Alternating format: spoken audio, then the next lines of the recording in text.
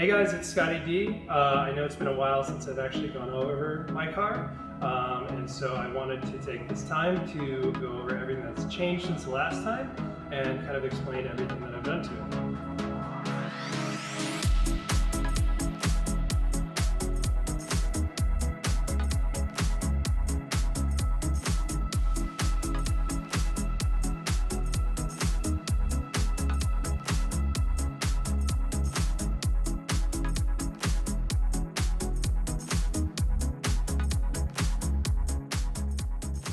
Many people don't know, or maybe they do, but this car is actually from Wisconsin. I bought it in 2014. It was pretty much a stock car, and everything that's been done to it has pretty much been something that I've wanted to do or that I did. So I'm really proud of it, and I'm just going to go over the things that I've done to it since I bought it and since this recent build. It's been quite a journey. So the very first part of it is just going to be the way it looks and the basics of that, and then we'll dig into the suspension, the engine, the transmission, and all that other good stuff. So the very first thing you can see is a Gt500 V2 Hood from Extreme Dimensions. I always wanted a different hood. The factory one was kind of lackluster, especially because it's a 99. The 99s didn't come with the scoop. And so this hood had just come out last year, I believe, and when I looked into it, I couldn't see anybody that had it. So I was really excited for it because it's got the cool venti style that a lot of drifter people use, but it's just really aggressive for this car. So it's modeled after the 2020 Gt500 hood, and I think it works really well with the new Edge. Very signature headlights from me. Again, maybe people know and maybe people don't know, but I started my journey in running a business and motorsports and moving to California through modifying headlights, and I can't have a vehicle of mine without modified headlights. So this is projector retrofitted with actually LED projectors so that there's not a bunch of extra wiring and stuff. And then it has tri-bar corner lights that are sequential RGB. So this was something that I was really proud of. So simplicity has actually been a part of me building this car and a part of my vision when I build stuff, including the bikes that I've done. But I really didn't want to do too much aftermarket stuff with this thing because the more crazy that you get with fiberglass fenders and body kits and things like that, the more maintenance prone that they are. Fiberglass fenders will crack really easily. Fiberglass front bumpers will explode if you hit something. And so I really wanted to stick with stock body panels. So these are actually still stock steel fenders. You can see there's not much poke. I really like the way they look. And then a stock urethane front bumper. And I love Mustangs because headlights are like $50 a pair for eBay. The front bumper is from Certifit, believe it or not. If you don't know what Certifit is, they're a fantastic place to get cheap replacement parts, and the front bumper was, I think, 60 bucks. And then a Mach 1 lip and a Mach 1 grill delete, and that was pretty much the way that I wanted it to look, was kind of OEM plus. So those are the visual cues on the front end of the car. The doors are stock, the mirrors are stock, the trunk is stock, and then I just have Extreme Dimensions rear over fenders just to make them replaceable and squishable. You know, it's part of a drift car. So the main objective with this was to keep a very simple aesthetic with the body panels, and then let the work and the unique parts and that sort of a thing do the talking for the car. So as you can see, it's not the electric green that it used to be. So the very first thing that you're going to notice is that we have a wrap on it. This wrap was designed by Regenstein, and we kind of modified it with the colors a little bit. And then it was printed by Merch Stop and matched by Merch Stop, which is actually right across the street from us. And those guys are also the ones that did all the vehicles for Drift This, like the Drift Donk and the UPS truck and the Hummer and all that stuff. So I was really excited to work with them to have this wrap. Along with that, obviously, powder coated the wheels to match my bike. Since 2013, my bike has had pink and green wheels. It's kind of been my staple look. And I really wanted to bring it to the Mustang as well, to have everything look the same. So I know these are just visual things, but I'm very excited for it. This is the first time I've had a car wrapped. I'm just really excited to have the Mustang pink and green now because it's been my thing for so long. So these are the Extreme Dimensions rear over fenders. This is intended to be a full wide body kit, but I didn't like the rest of the kit. A little bit gaudy, a little bit extra, too many parts, and so I just went with the over fenders because they're just bolted on, and it lines all up with the stock body pretty well. So they're a little bit extended over factory. These are 18 by 10.5 plus 12 wheels, so on a normal body Mustang, those would be flush or a little bit out actually, and so you can see that the fender is quite further out with these than factory, but still works with the stock rear bumper, and believe it or not, that's just a stock rear bumper that I pretty much cut the bottom off of. I think it looks really cool. I've always liked NASCAR and like stock car kind of style, so I really like the cut bumper. I know that's a hot topic in drifting. Some people don't like them, some people do, but I think it's really cool, especially when you get like a low angle. You can see the rear suspension, the fuel cell, and things like that.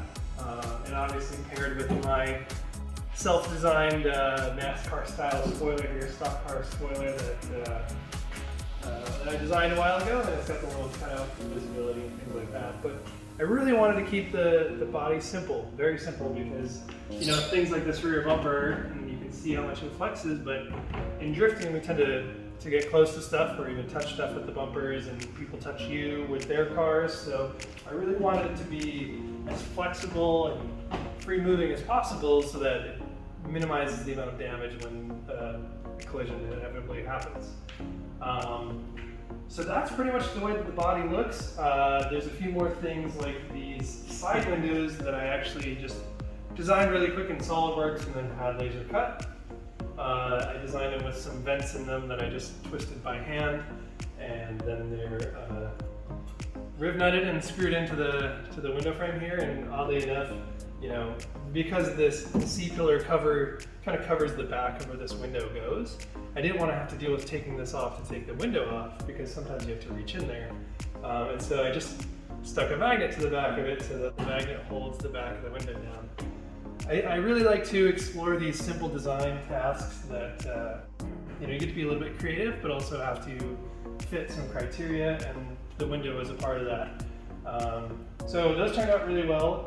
The back window I'm very impressed with. This is a company called Optic Armor. They make drop-in windows for a lot of cars that are typically used in drag racing, because it's a company that's drag oriented. But this is a pre-formed, pre-cut, pre-blackout, so the edge is already blacked out, and it's UV hard-coated rear window. So they're not the cheapest thing in the world, but man, does it save you time with having to make your own window. The UV hard coat prevents it from getting scratched, like a lot of people's plexiglass or polycarbonate windows are. And there's no guesswork, it drops right in. It's the perfect shape, it's the perfect fit, and all we had to do is drill some holes and put some rib nuts in the chassis to mount it up. And I'm blown away by the quality of this window. It's very optically clear. And I'm so glad that I didn't have to design one myself, because that's a pain in the butt. So I'm sure you could see through the window when I was talking about it that there is a unique looking thing right here, and I don't know how well you can see it, but this is actually a LED halo that was originally intended for a 40-inch light bar. And so I had found this a while ago on the Retrofit source, and I didn't know what I wanted to do with it. I just had it sitting around. It was on clearance for like 10 bucks. And when the time came to build this car, I realized, man, that'd be a really cool third brake light. And so it's supposed to actually be RGB, but I've only used the red channel of it. But I just cut out a piece of sheet metal, and it's mounted underneath the rear window. But this is a really cool, very bright third brake light. And it's not even necessary for the level of drifting that I'm doing, but I thought it was a really cool touch. So also through this rear window, we can see the speaker deck cover that I had made. You have to block off the firewall in a race car because there's a fuel cell back here, and also we don't want all the smoke and rubber bits to be coming in the car. So just whipped up a quick rear Decklid cover that also has my fire suppression poking through it that you can see running up there through the car. And then there's a way bigger firewall cover that's down in there that we'll go over when we get inside, but I just want to go over as many things as I can because there's so much done to this car that most people don't do to Mustangs. So I'm trying to go through every single detail so everybody can see what I've done with this thing, and maybe it gives you some ideas for your car as well. So full disclosure, I am not scripted on this at all. I'm just winging it. Winging it. I'm going over things as I see them. And now that we're at the back of the car, I figured I'd show what's inside the trunk, or lack thereof. But my favorite part about this is that we built this whole race car, this crazy thing. It's tube front, tube rear, like everything's cut out of it. But when we were figuring out how to hold the trunk down, I really don't like trunk pins, especially lift off trunk things. I think it's weird, and then you set the trunk down and the corners get beat up from being on the ground. Somebody could step on it. These things are kind of heavy, even though they're fiberglass. So I was like, I really wanted to maintain the stock hinges, but we didn't know how to maintain the latch since we were cutting the back of the car off. And we didn't know how we were going to hold it down. And so my buddy Grim, actually, when he was doing the back end of this car, found a way to utilize the stock latch. And the only difficulty there then was that it opened with a key still. And since we were doing, custom column and standalone ECU and all that stuff, the ignition wasn't going to be used, the key's not going to be around, and so I decided to still use the latch mechanism, but I just put a key tag on the trunk pull, and so now all you have to do to open the trunk is just pull this little key tag, and the trunk opens up. Also, please do notice my very awesome Straight Outta Compton division sticker. There's a story behind this sticker. First of all, I'm from the Midwest, I'm from Wisconsin, so Straight Outta Compton is hilarious for me, just because I'm not from here. It's kind of entertaining, but also CPR Engines, the company that built my engine, had this sticker. Like, it's probably like a 10-year-old sticker, and they just had it in their display cabinet. And I was like, "That is so cool! Can I have that?" And he's like, "Yeah, dude. Like, it's just here." And so I really wanted to put it on the car after it was all wrapped and all done, and this was like the perfect place for it. So that's why there is a Straight Outta Compton sticker on my car.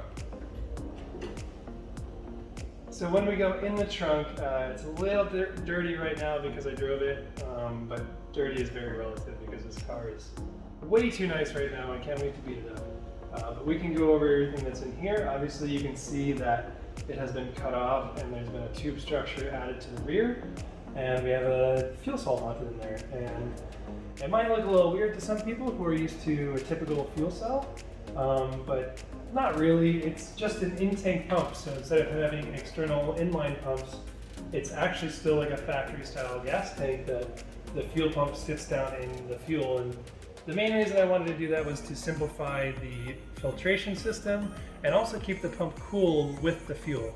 So I've been on a few race teams that have had inline fuel pumps that have issues because they're near the exhaust, they're out in the hot air that the cars generate, and the fuel pumps either seize up or they aren't pumping as much as they should be. So I really wanted to use the fuel to cool the pump down and also make the packaging a lot nicer. So this is a Holley In-tank solution for fuel cells, and it's just a Jazz 12-gallon fuel cell, and I really wanted a black one. I think the red fuel cells are very bright and obnoxious, and then just red's not my color, so I don't want the black one. The vent line's on there, and I actually included a fuel sending unit, basically a level gauge in this, so that when somebody's filling it up back here, they can look at the gauge that's in the trunk as well and know when to stop filling it up. Because that was another very annoying thing that I had happen to me when I was on the race teams, was that people with fuel cells had no fuel gauge, and it's very hard to tell when a fuel cell is full. And it's not like a regular gas pump that just shuts off when it's full, like you're pouring with a jug.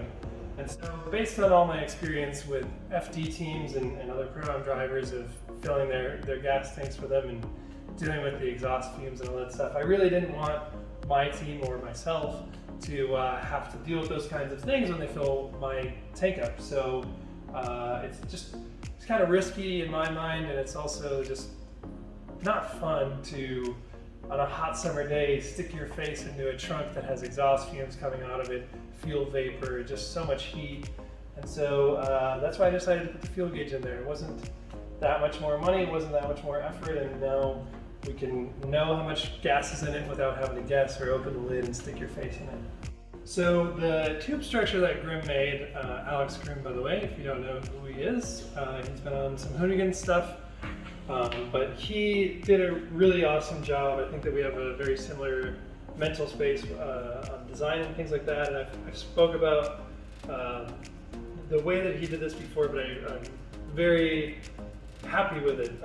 He made this rear bumper bar removable, so if the bumper ever gets caved in, the bar that's actually holding that is replaceable. You can see this cool trunk latch striker that he made, and then also the way that he did the taillight mounts.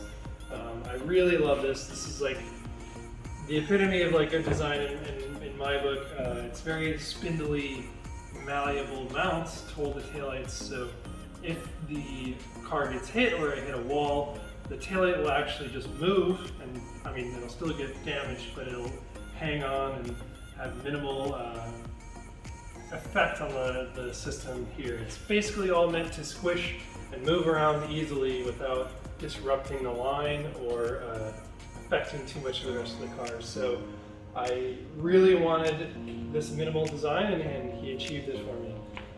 And as we're back here, I'm sure that you can see the independent rear suspension with the very bright green powder-coated subframe, and that will be something that we'll go over when I pick the car up and we go over everything underneath it. But that is pretty much what's going on back here. So now I want to go inside and show you a little bit of the interior, some of the ways that I decided to do things. Again, I think that there was a lot of parts of this build that I've done a little bit off the normal path. So I try to look at everything that I've seen people do in their builds and either take the cues that I really liked or you know, improve upon things that I didn't think were as good as they could be. And so with the interior, I'm really proud of it. It's something that I was very happy with, and we're going to go over that now. And we'll start with the doors. So this is a normal thing with drift cars. This isn't unique to me. Grimm helped me out with this, but we wanted to get the door bars out as wide as possible so that it's not intruding on you as a person when you're in the car, but also in the event of an impact, even if the door bars move in, it's still not hitting you. You know, the whole point of those is safety. I'm a pretty big stickler on door bars. I've seen a lot of cars where they're very low. In fact, they're lower than the person's hip while they're sitting in the car, which defeats the purpose. You really want this thing to be the savior of your body in the event of a side collision. And there's been some very bad things that have happened in racing and drifting specifically when door bars were inadequate or when there wasn't door bars. And I've seen it in friends' vehicles and even larger crashes. So really wanted to have high door bars with more than enough protection. These are NASCAR style door bars. And so we pushed them out, have to make room in the doors, so obviously there's no windows or locks or anything like that. But I did take the time to reuse the factory door openers, and they're just zip tight in there. Why get fancy when you don't need to? And those still open the door. I notice a lot of drift car people will put like a cable with a pull strap or something, but man, if it ain't broke, don't fix it. Might as well use the factory ones. So I stuck with those, along with the same factory side mirrors. Biggest pet peeve on race cars is when people have those like race car fancy side mirrors, and almost every single person's the joint is loose and they just flop all over the place. It's very hard to see. They're small. Just wanted to keep stock mirrors. I am a function over form kind of person, but I also believe that when function is good, the form is naturally good. So stuck with those. As we dive into the interior, you're going to be able to see how minimalistic, simple, and clean that I try to keep this. So the dash literally has one switch panel on it, and it's lit up right now because the kill switch is on, but that is a Switch Pro's solid state control panel. So I think there's one relay in my car and two fuses, when normally people have a fuse and a relay for everything. I'm using a solid state controller that doesn't need fuses or relays because it's all a solid state controller. So If we get in here, we can see the wiring for this control panel is very simple. It just follows the bottom of the cage right here. I just have it zip tied on. Again, I'm a simple man. I love zip ties. So the wiring is actually routed right up there, and then it comes right up under the dash, and then all the rest of the wiring is underneath the dash.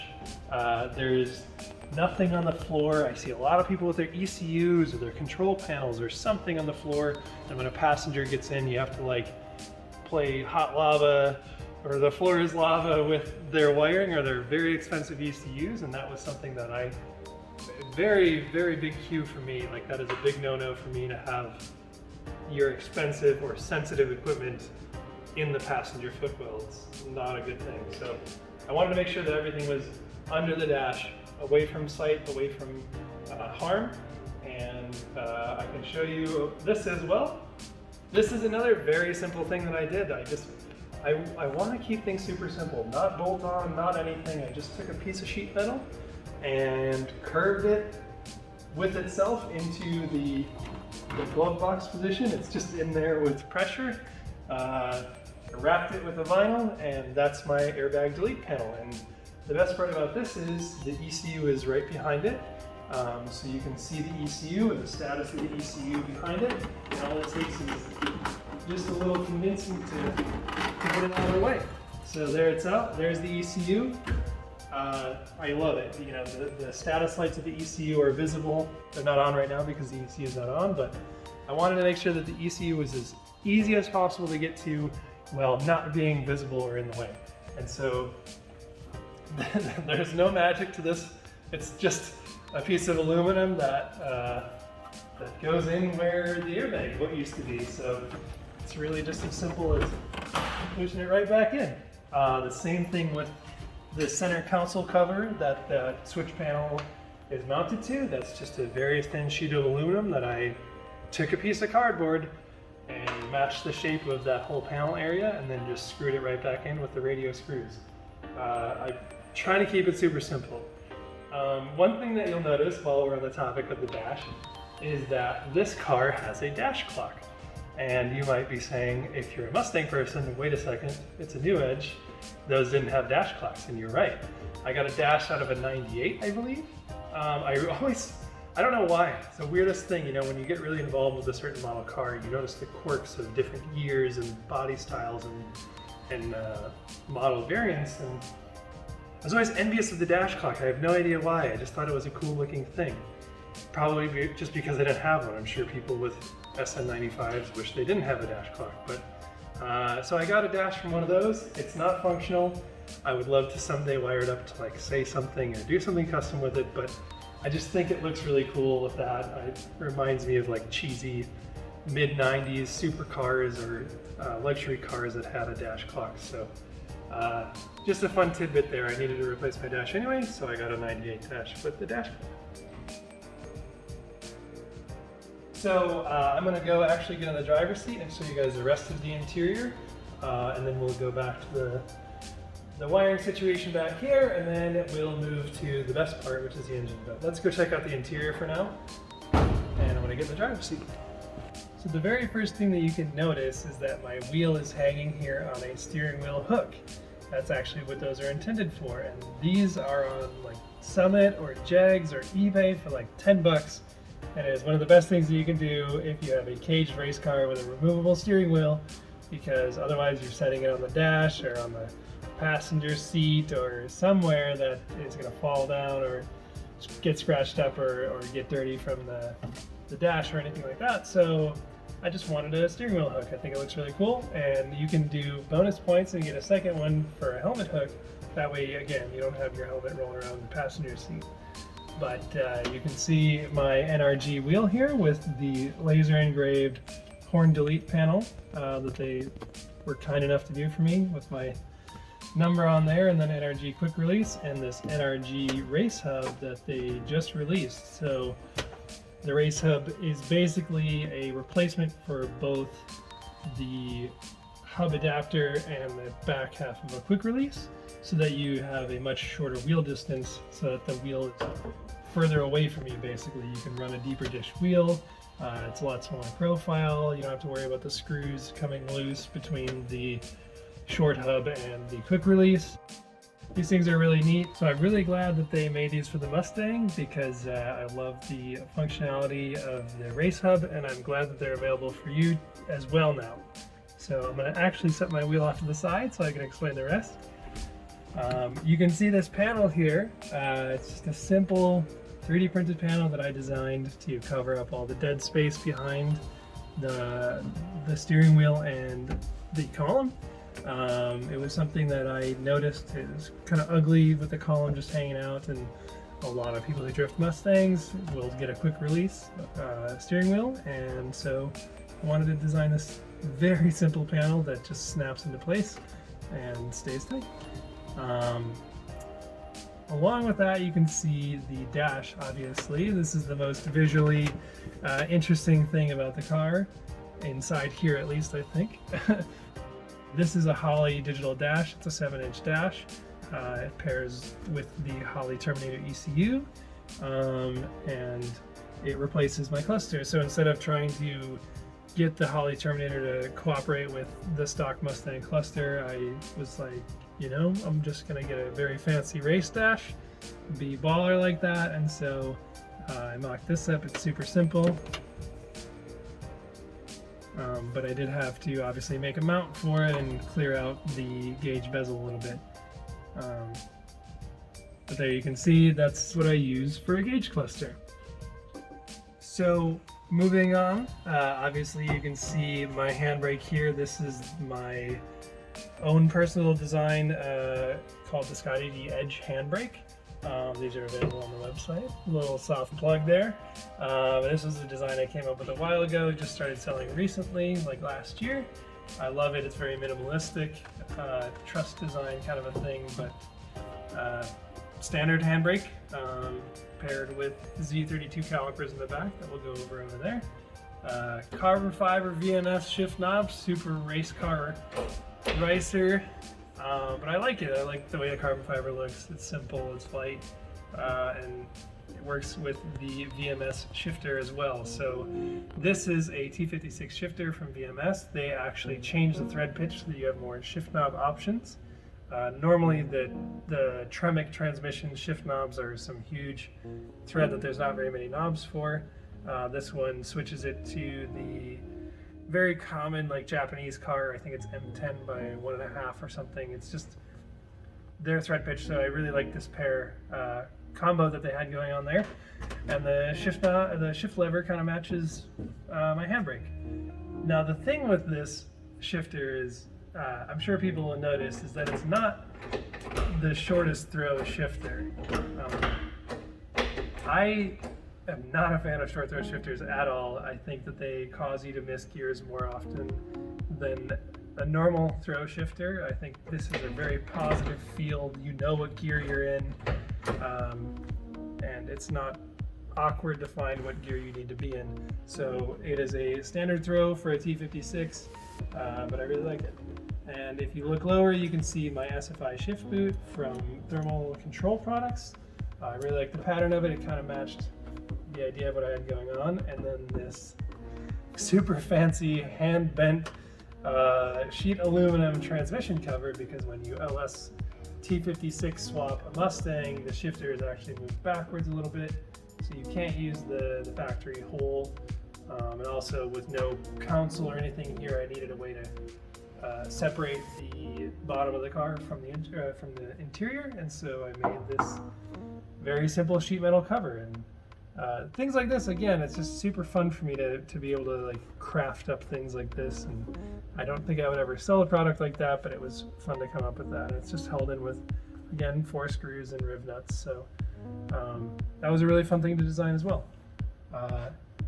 Something you can't see right now is the Wilwood pedal assembly. So normally the SN and New Edge Mustangs have a cable clutch, and therefore when you T56 swap, you would either need to cable to hydro conversion, or you would have to put a pedal box in it. And so along with having to do that, and also, you know, eliminating the hydro boost goofiness that is the brake booster and master cylinder on these cars, I figured feed two birds with one scone.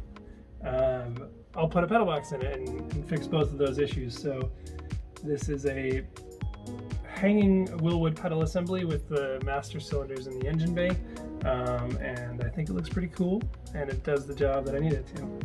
And then I'm actually using the factory Mustang gas pedal paired with a very hybrid cable setup. So it's a V6 like SN or New Edge V6 throttle cable, but I actually took the cable out and then used like a low car universal cable, the actual inner part, the cable, to connect to the LS throttle body.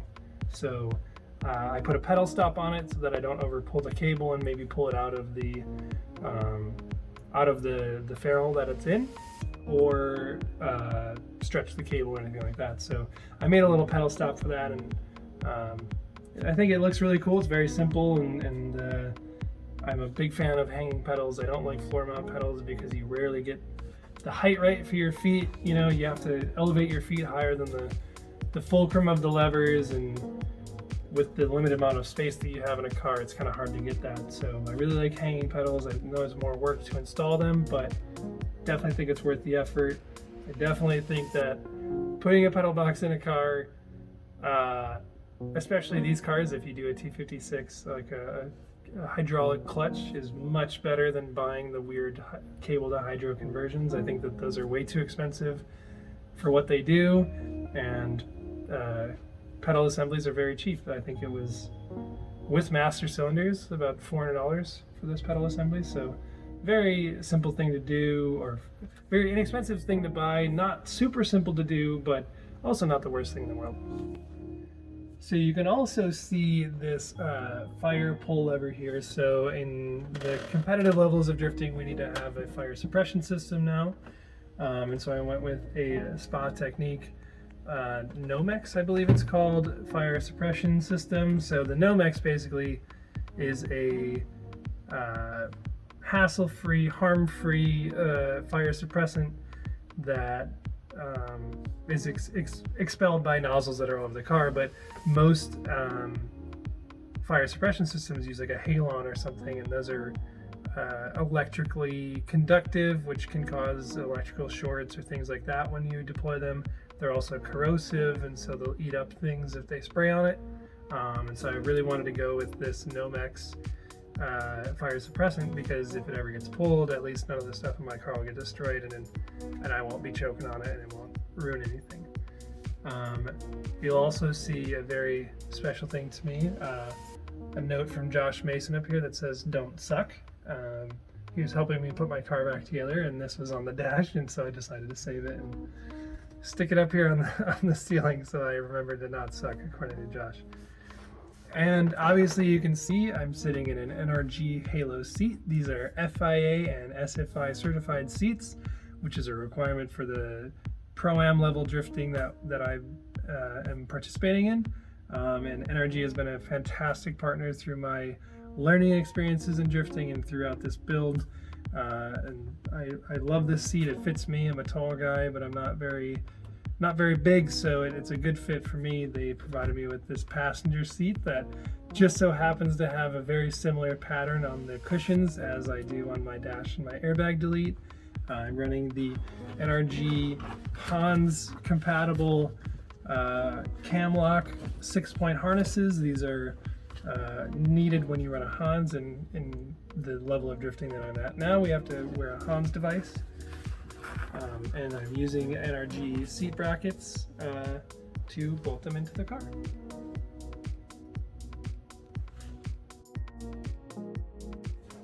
All right, so now we're back here. You can see it's kind of hard to see back here. It's even harder to reach back here. That's why we make removable side windows and the rear window removable, so that we can get much better access to this. I don't feel like taking a seat out every time I want to go in here. So we have the fire suppression bottle here with all the hard aluminum lines bent and going to where they need to go. So just for information, typically the rules state there needs to be one on the driver. So there's actually one mounted to where the column is, that's pointed at my feet.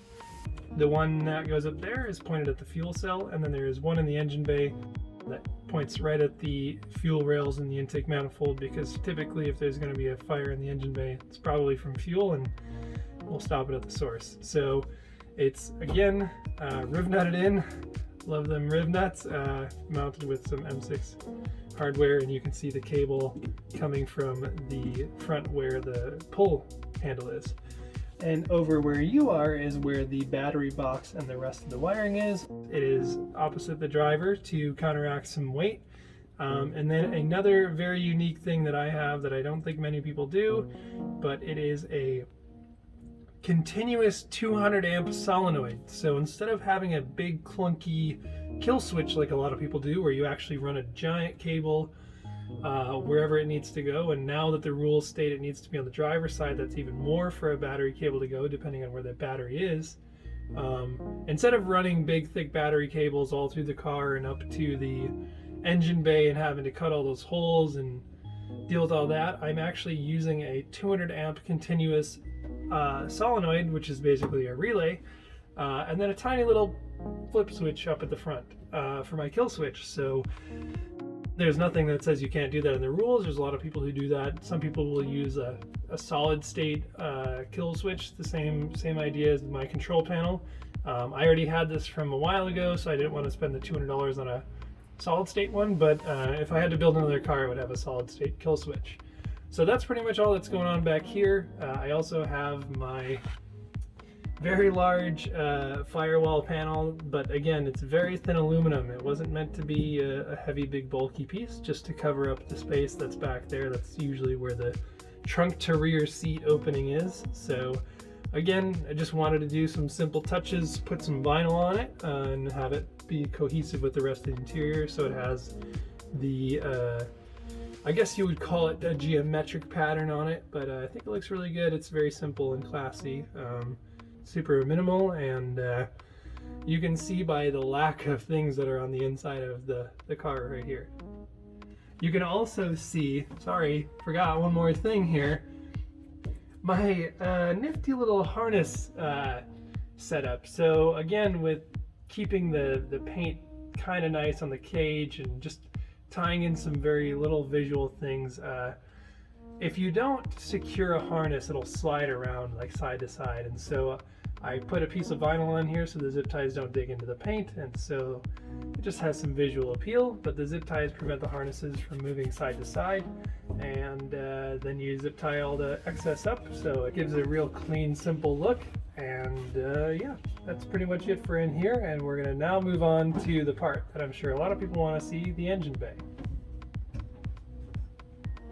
So now let's show the sacrilege that is the LS swap in here. So hood latches, very standard race car thing. These are knockoff, I forgot what the Aeroquip latches. That's okay. You don't gotta buy the expensive stuff for everything. And the old trusty hood prop. So here it is, the LS powered Mustang. You might be wondering, why did I choose an LS? Well, I did a lot of research. So actually in December of 2019, I decided to start this process, and funny story was I got a Black Friday deal on the over fenders, and so they were half off, and so my, I think $170 purchase of rear over fenders caused another $30,000 in race car bill. But the reason was, I was like, well, if I put over fenders on it, I want to tube it so that it has the room to squish, but if I tube the rear, it needs a fuel cell.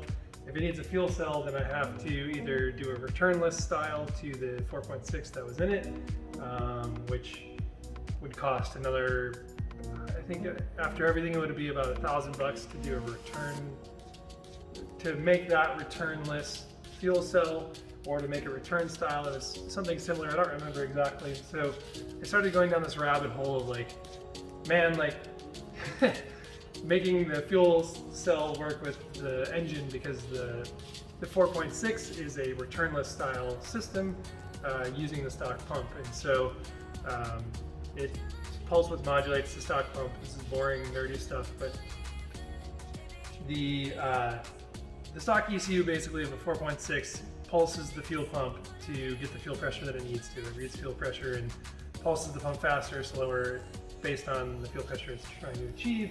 And so having a fuel cell meant that the fuel pump would be different. It would have to change the tune, possibly get different injectors or things like that. And so I really wanted the rear end tubed, I wanted the front end tubed, and so we started getting into it, and I was like, man, I might as well just do everything that I want to do now.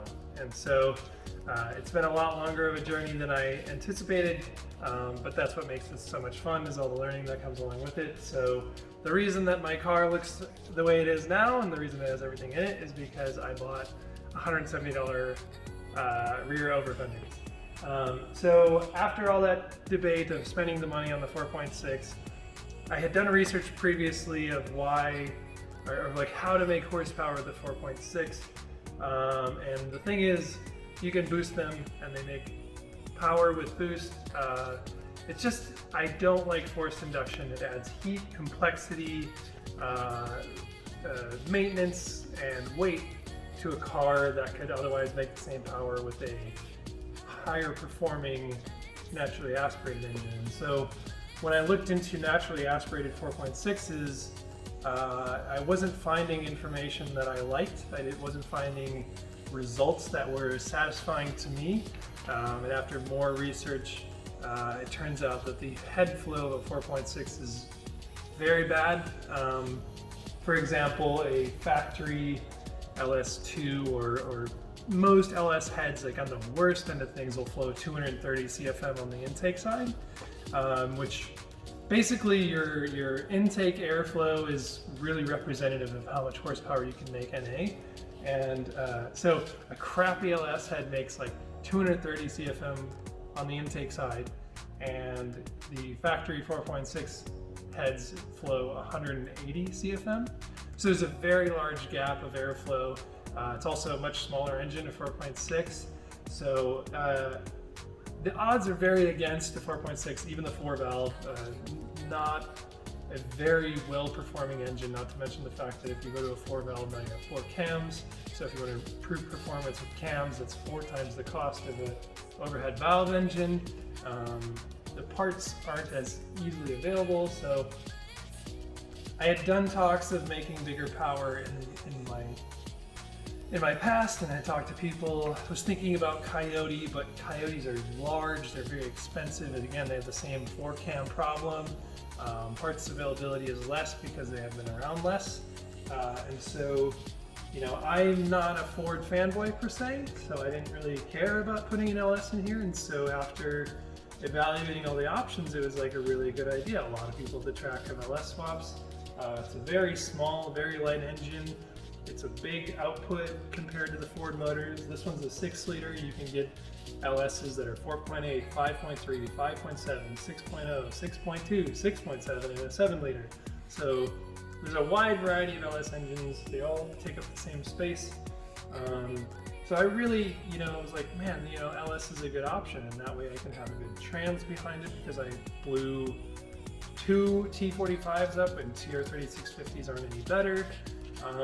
And if you want a T56 swap, a 4-valve or a 2-valve, you would have to buy a Cobra transmission, which were astronomically expensive when I looked for them, and it's the same level of performance as an F-body T56. So basically, the LS swap started to make a lot more sense, and so I found a local person who they acquire LS parts from like old police vehicles or commercial vehicles, and so I bought a 6-liter bottom end. It's aluminum, so it's technically it's an L76, I believe the block is. So it was from a Tahoe or something like that, and then a set of 243 heads. And so originally I was just going to keep it minimal, just stock stuff, stick it together. But when I brought it to CPR, they started to bring up the issues that I had with these factory components, like piston wear on the cylinder walls and things like that. And so, you know, again, it was another step in the direction of like, well, you know, maybe I'll just go crazy and do do it big. And so we decided to, you know, bore the block over. By the way, when people say that they have an engine that's bored over, that means nothing for horsepower. It just means that the cylinder walls were scored and they needed to clean it up a little bit. And so it was bored over a little bit just to get rid of the scoring in the cylinder walls. The crank was ruined, so we had to get a new crank put in it. And so it's actually a factory crank with forged rods and pistons, stock LS2 compression, so it's 11-to-1 compression.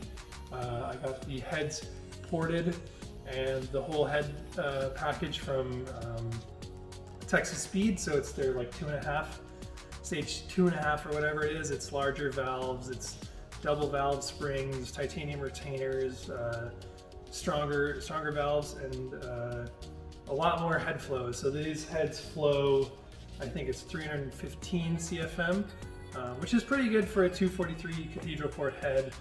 If I would have known then what I know now, I would have done a rectangle port set of heads, but the 243s were a very cost-effective solution, and the target was 500 wheel horsepower with this package. So with the forged bottom end, stock crank, ported heads, and the fast 102 manifold, we made 540 crank and 480 foot-pounds of torque. So it was a really good, very close to square balance. I wanted to keep the long runner intake. I don't like high rams. I think they're the opposite of what people should be doing. These motors are square motors, usually, or very close to it, which means they make really good horsepower and torque, provided that they have the right intake setup. And so when you put a high ram intake on these things, you actually shorten the runners, which is counterintuitive because usually high ram manifolds, like the ones that are sticking up very high, were intended to be longer runners than factory. But on the LS platform, they did really good with making long runners in a very small package. And so I was originally going to use an LS6 manifold, and actually when we were at the engine dyno, they proved to me that the limitation was the opening in the LS6. It's a 78 millimeter, and no matter what throttle body you put on it, you're limited by that 78 millimeter opening. And so they showed me what the Fast 102 could do. They had this spare one on the shelf actually, and it made 40 more horsepower with the Fast 102. And so I bought this Fast 102 from them, bought the 102 millimeter throttle body, and that's what made the 540 crank horsepower and 485 foot-pounds of torque. And again, I decided against using a factory GM engine management system in lieu of the Holley. Basically the thought process there was I'm going to spend a couple $100s on a stock GM ECU. I'm going to spend a couple $100 on a swap harness, and by that point I'm halfway to a Holley Terminator, which has a lot more options, a lot more features. And so I decided to go with the Terminator. It's a great deal. It's $1,000 for the harness and the ECU. Normally you'd pay over that just for a harness for a standalone ECU setup. So it was a really good option. It's NA, so I don't need all the extra sensors. It's a manual transmission, so transmission control wasn't an issue for me. But again, Holley Terminator does cover all those things as well. And again, it was meant to be super simple. It's long tubes, factory coils on the valve covers. These are valve covers that I got from Travis Reeder. They are a taller valve cover. I didn't need taller because my valve lift isn't higher, but usually that's the reason why somebody would use tall valve covers. The reason I got these from Travis was because they had the AN breather fittings already on them. And you can see the breather lines that go to a catch can over there. And it's really cool on this one because the breather line is the oil fill cap. So Travis actually learned the hard way that if you use these valve covers with the breather at the back, it pushes too much oil through it because there's a lot of oil splash going on the back of the heads usually. And so he modified it to be on the fill cap. And so I didn't have to figure that out. Travis figured it out for me. It is using, sorry, this is a lot of information. I'm using F-body Camaro drive setup. So the water pump, tensioner, power steering, and alternator is all F-body. It fits really well. I like this package over the truck one. Keep the alternator low out of the way. The belt spacing is simple. It keeps it close to the engine. I'm actually using a factory SN/New Edge radiator with a modified fill because the overflow is different on a Mustang. We also have a oil cooler, a massive oil cooler up here, paired with a remote oil filter. And then I have a power steering cooler here because drifting tends to cook power steering fluid quite a bit. You can see the fuel pressure regulator in the back. You can see the little blue nozzle up there that is the fire suppression. You can see where the Holley wiring comes through the dash, the stock V6 throttle cable paired to the 102 throttle body, and then the Wilwood pedal setup, which has the divorced front and rear master cylinders, and then the clutch master cylinder as well. And you can see the brake pressure switch on there. Since the pedals don't have a pedal switch like a factory pedal, we use a pressure switch to activate the brake lights instead. There's a lot going on here. The funniest part about, I think, this whole thing is that this intake is actually I think it's a Silverado intake. My buddy Jeff cued me on that. He's like, dude, don't get a fancy intake or don't build one. These are like $50 on eBay or whatever like that. So I bought it thinking that I would have to cut it and modify it. It actually works perfectly for this car. So if you ever LS swap a Mustang, provided you have the room, I have the room because it's tubed, but that was a really good intake option for this. And you can see, aside from the engine, we have the front headlight and bumper mount setup. This is really cool. I really like this. I wanted to keep it all divorced and simple, and again, try to keep things a little bit floppy because when you hit stuff, instead of it being super rigid and braking, it'll kind of just move out of the way and then move back. And so I actually cut the factory header panel, they call it, but the headlight mount panel, in half to divorce the two sides, but to keep these very simple. One of my favorite things about these cars, these headlight mounts that just slide in. I really like that. I wanted to keep that. It's a great way to remove and replace headlights. So I kept those parts, but I also wanted to be able to see through this grille, and that's why I did the Mach 1 grille delete, because I really like when the hood's down, you can see the radiator and the coolers and the lines. It looks really race car-y without having that ugly center section of the header panel in it as well.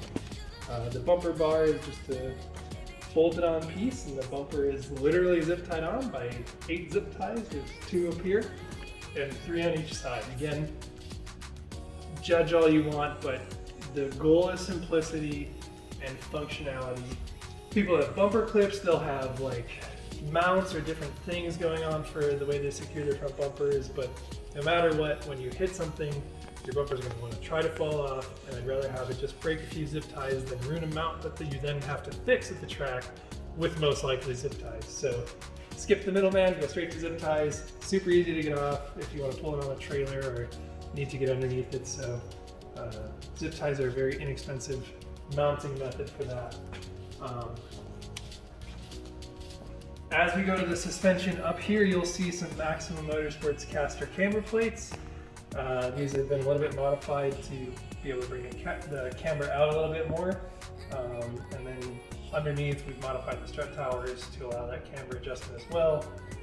I'm running a QA1 front subframe, which again doesn't work very well for the competitive nature. Like, this is not an FP legal chassis because of the front subframe, but with an LS swap and long tubes, it's very hard to fit with a factory subframe. They're so big and bulky, and the stock subframes get in the way of big steering angle on these cars unless you do a lot of cutting. And it was just something that I didn't want to address with having to modify all that stuff to fit this, because even though this car is built to a very high level, I really just want to have fun with it. I'm not trying to get into Formula Drift, so I didn't care about using an aftermarket subframe. It's lighter, it's easier to get your hands in and out of places and stuff like that, so I was fine with using it. It's a factory rack in the car, and there is more going on underneath that we'll get to as soon as we lift it up.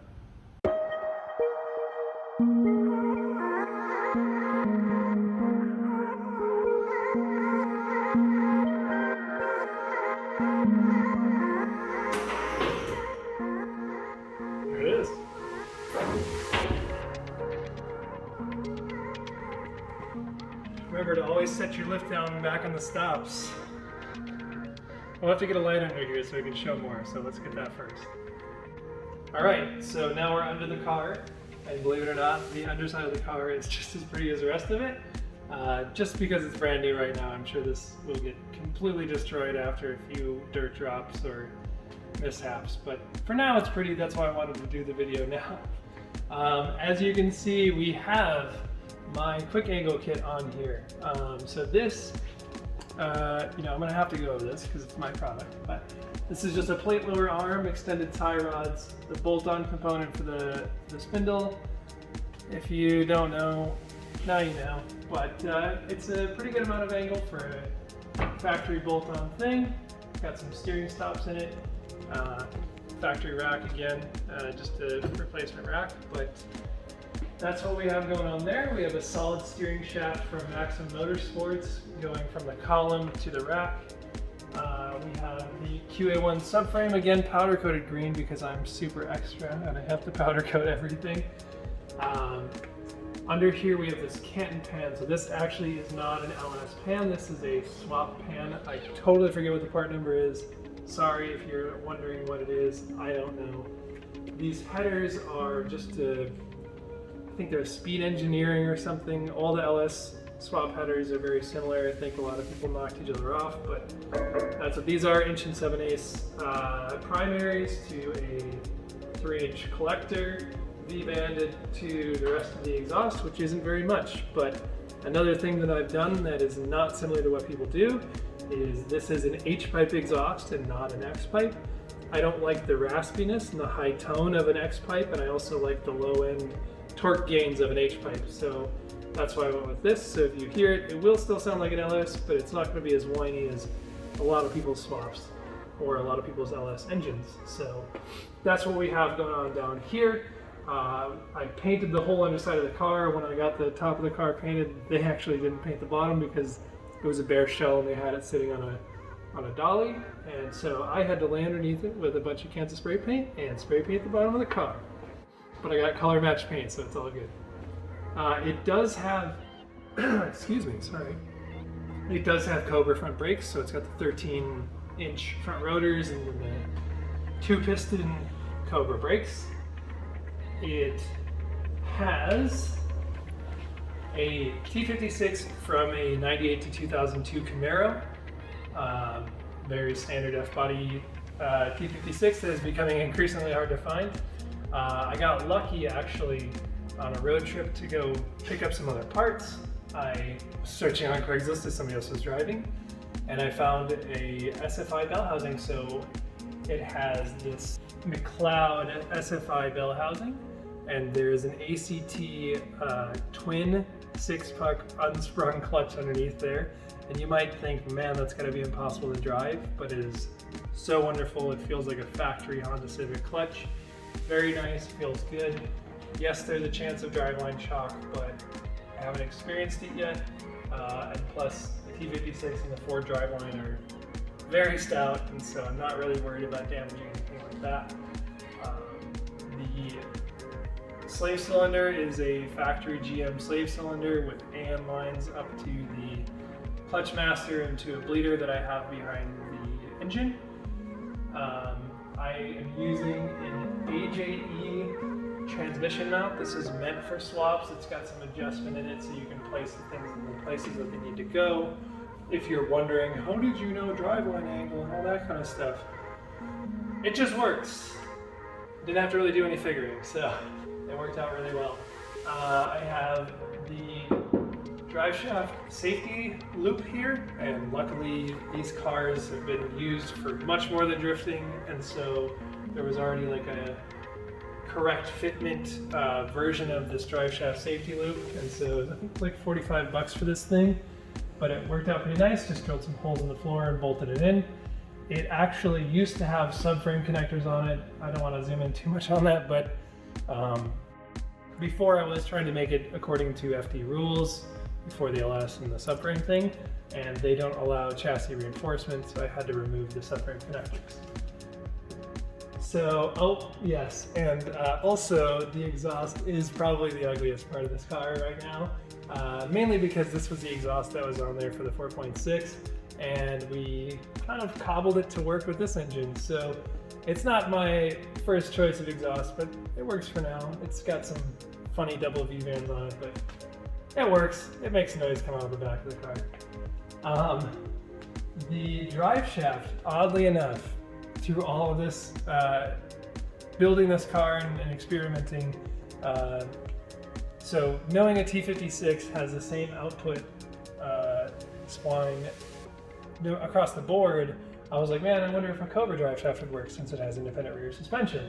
And so I bought a factory Cobra aluminum drive shaft and it bolted up. But I was worried about the engagement in the transmission. So it had I think like an inch less engagement than when it was in the Cobra. I could see it on the slip yoke. And so I was like, man, I need a drive shaft spacer or something, or I need a longer drive shaft, or what am I gonna do? And the funny thing was, this IRS actually came to me with a GT pinion flange, and it worked when I had my T45 with the GT drive shaft, but the Cobra has a larger flange, and so I had to put a Cobra flange on there. And then I started looking for Cobra drive shaft spacers, but who would ever need a Cobra drive shaft spacer? It's all fixed length. And so I couldn't find any, and I was designed one up, and I was ready to have my buddy make me one for way too much money. And I just posted on one of the LS swap forums, and I was like, I know that none of you guys have done this, because typically the people that LS swap these cars are auto and straight axle, they're drag cars. And I was like, but what do has anybody dealt with this? Does anybody know what I could use? And somebody was like, just use an F-150 one of the same flange diameter and the same bolt pattern. And I was like, no way. So I looked it up and made sure, and sure enough, F-150 pinion flanges are the exact same as the Cobra. So I am using a 3/4 of an inch F-150 drive shaft spacer to make the engagement correct on the transmission and still bolt up to the differential. So that's a really awesome thing. I don't know if anybody else is going to be doing this, but if you do, just know that a stock Cobra drive shaft with a F-150 drive shaft spacer is the way to go. You can also see my fuel lines running down here. They're just, they're mounted there. I probably should put some heat shielding on them, but And then the crown jewel of Mustangs, the nicest part you can put on a Mustang of these chassis, is the independent rear suspension. Again, very obnoxious, bright, powder-coated subframe. I actually powder-coated the lower arms, so those are aluminum from the factory and they're silver. And I wanted it all to be cohesive, so I powder-coated them wrinkle black like a lot of the other stuff that I do. This already has urethane bushings in it. Luckily, I got really lucky with this IRS. It had all the bushings in it and the adjustable tow rods and things like that. So luckily I had those urethane subframe bushings and then the Delrin control arm bushings, both upper and lower. They're factory arms for right now.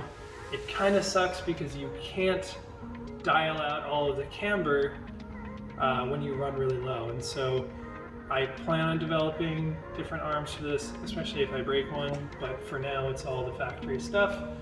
It has Feal Coilovers front and rear. I got the, obviously, Feal Coilovers for the independent rear suspension. It has these adjustable tow rods. I don't know what brand they are, they came with it. The diff is a very, very nice welded diff with the factory 331 gear, or 355 gear set in it. And so right now I'm seeing how that works for me. It's a little long.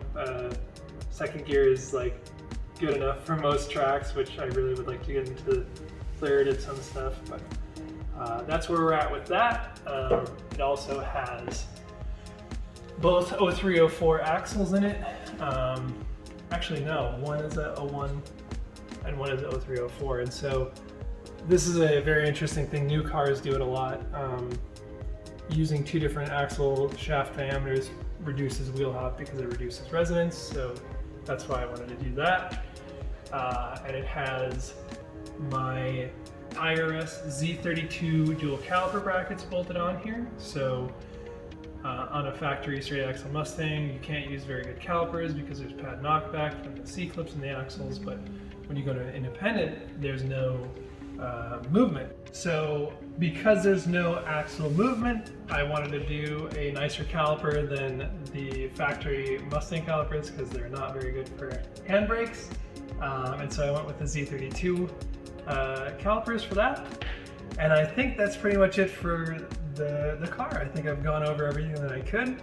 And yeah, I just wanted to make this video because I know that a lot of people have already asked me questions about the car. I know that there's going to be more questions about the car. I know that this is not a common build, and I just really wanted to make this video to show you how much work goes into building a car like this. Maybe it gives you some ideas for your car. Maybe it gives you some ideas into building a Mustang. I just hope that this is informational and possibly motivational for you to get out there and build your own awesome car, because it's a lot of fun. I had a lot of fun building this thing, and even though it seems like it's a bunch of work, it's very fulfilling.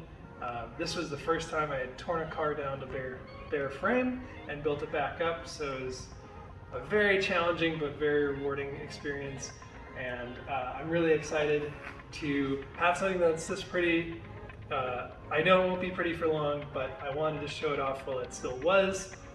So enjoy the way it looks right now, because I know that very shortly it's going to get beat up and banged up, but that's the whole reason that we build them, is to have fun with them. So I hope you enjoyed. If you have any questions about anything on the car, you want to see anything more in detail, you are unsure of what I was talking about, I am more than happy to answer questions.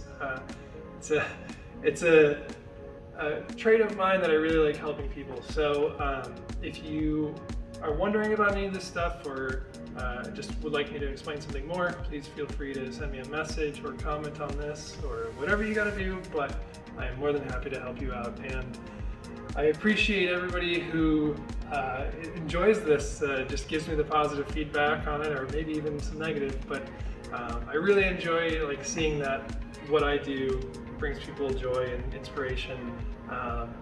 It's a big win for me, so I'm glad that I was able to create something like this that other people can enjoy as well. So hopefully I got some cool videos coming soon of it being used, and maybe we'll come back and revisit some more.